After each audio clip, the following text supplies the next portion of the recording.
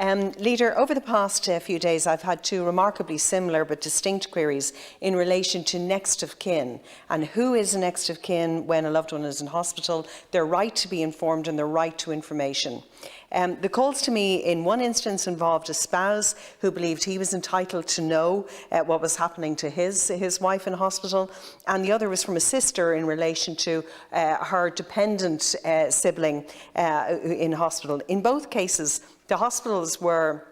very reasonably following the instructions of their patient as to who had a right to be informed. And to be fair, they had a very impressive system of allowing for information to come into them so that they can ensure that in making that exclusive decision of who is going to get the information, that they themselves, the medical team, were fully informed. But it has brought to mind that there is a misunderstanding out there in people's mind of what next of kin is and what power and what powers a next of kin has. In fact, they have none, and there is no such thing really in recognition. Sage Advocacy in 2018 carried out research that showed that 70% of people believe that next of kin is someone who's called in an emergency. 57% of people believe that it is someone who can make a decision on medical treatment, and 52% of people believe that it's someone who can make a decision on life support treatment, and 32% believe that it's someone who can have access to your bank account if you can't.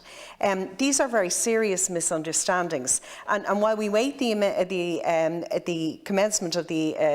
Assisted Decision Making Act, I believe that it's important that people understand the role of a power of attorney and the role of an enduring power of attorney, and that people need to put in place those sort of systems, and that there needs to be an understanding out there that just because you're a relative, however close, even that of a spouse, doesn't necessarily entitle you, and particularly at this time when there is a lack of access to patients and hospital, we need to have a discussion and statements on that, please. Thank you, Senator.